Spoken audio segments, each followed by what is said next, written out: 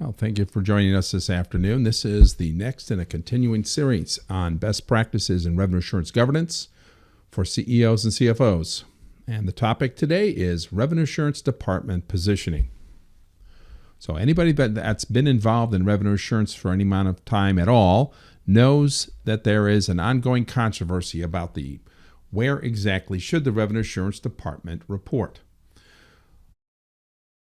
It's a question that's continually asked and debated, and it addresses many of the core issues that are critical to the effectiveness of your revenue assurance team. There are 6 major categories of information that have been identified as the most important things for you to consider when you're discussing where to position your revenue assurance department.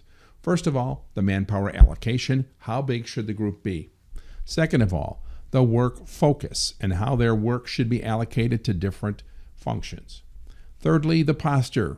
Do you want a revenue assurance team that's mostly proactive or reactive? Fourth, the domains, and these include the technology domains, the line of business domains, and the operational areas they will work with. And finally, the key question of executive sponsorship. Who wants to be responsible for this function?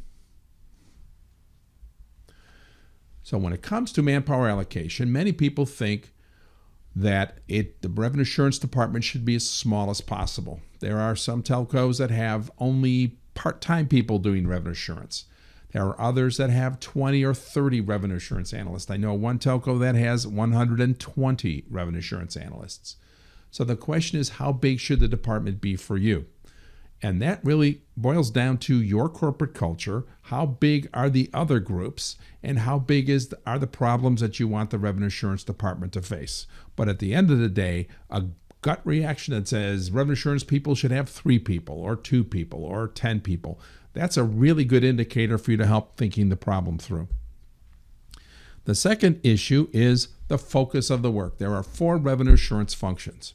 Forensics, root cause analysis, investigations, basically to work as a troubleshooter and a random investigator who goes wherever the problems happen to be and jumps on them, figures out what's wrong, and helps management to resolve them so that the revenue loss can be minimized.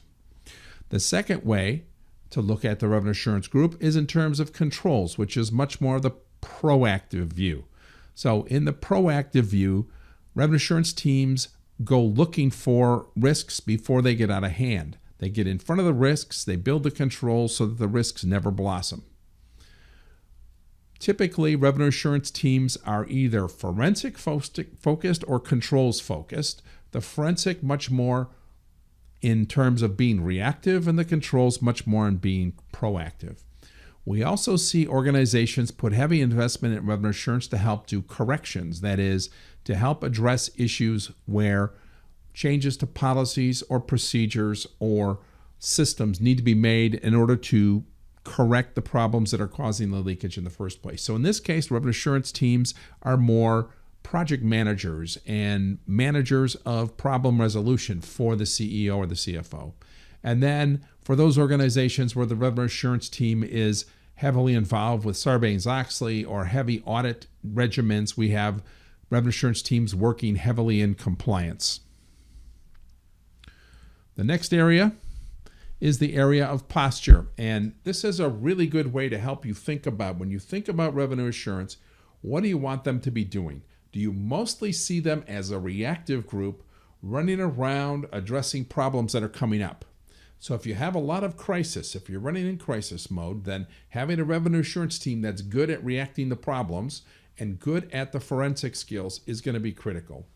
If, on the other hand, you envision revenue assurance as a preemptive team, a team that is more analytical, more anticipatory, and more about getting in front of the problems, then you're going to want them to have a proactive posture. So what you really want to think about is how proactive do I want them to be, and how reactive do I really want them to be? When it comes to the key question of where should they report, the statistics are clear. Over 80% of revenue assurance departments report to the CFO. Now, a lot of that is historical in nature. That's where a lot of the revenue assurance departments started. But a lot of it is functional because CFOs can see good use for revenue assurance, as I like to call revenue assurance the CFO's SWAT team, where they can address wherever the revenue issues are, and they can work with the marching orders of the CFO in order to make sure that the revenues of the firm are protected. There's another group where the revenue assurance team reports to the CEO.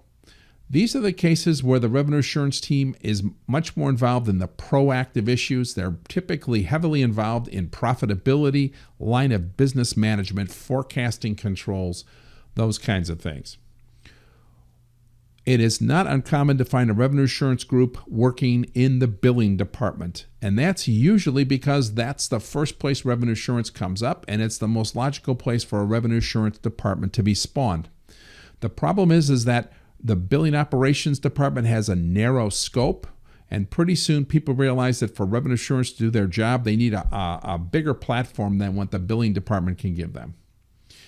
When we get into the 1, 2, 3% area, you find those revenue assurance departments that report to esoteric groups: Chief Risk Officer, Chief Business Continuity Officer, CIO, CTO. Those often happen because of political convenience, because there's a particular person who used to be a CFO and he's changed jobs and he keeps the revenue assurance group with him, or there's a particular executive that has an affinity for these kinds of issues. So those things will come up, and those things are clearly important and need to be considered. The most important issue when you're scoping out and determining the positioning of your revenue assurance department is to define the scope. And there are 3 scope areas to consider. Which technologies do you want them to work with? Each technology family, for example, GSM or LTE or WiMAX or fiber, each of those technology families brings with them an entire boatload of controls issues. And the team has to learn a lot of technological specific things in order to be effective.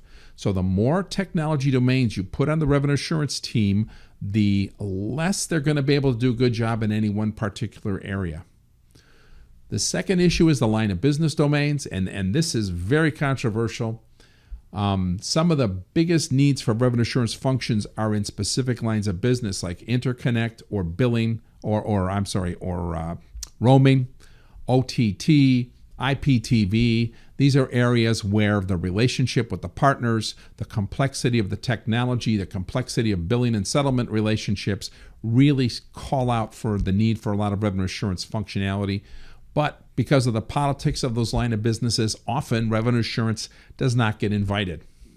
So it's important to be clear about the boundaries around which lines of business revenue assurance is going to work in. And finally, we have the operational domains. Revenue assurance is a political process. It's a people process. It's a process of the revenue assurance team working and partnering with different operational areas. So those operational domains you declare as in scope are those places where you can expect to get the best results. So if you're thinking about where your revenue assurance team belongs, these are the kinds of questions you need to be asking. So partnered with this presentation, we have provided what we call our Revenue Assurance Positioning Survey. This is something we make available to all the GRAPA members, and it's designed to help your executive team and your revenue assurance management team think through the issues and to help you clarify your thinking about what to expect from the RA team and to help everyone understand how to best place it within the organization.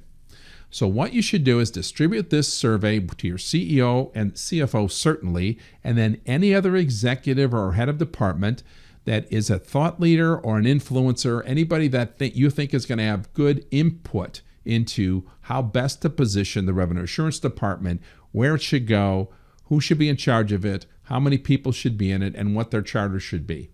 So the RA positioning problem is really the first step on the road to building proper charters, mission statements, and KPIs for your revenue assurance group.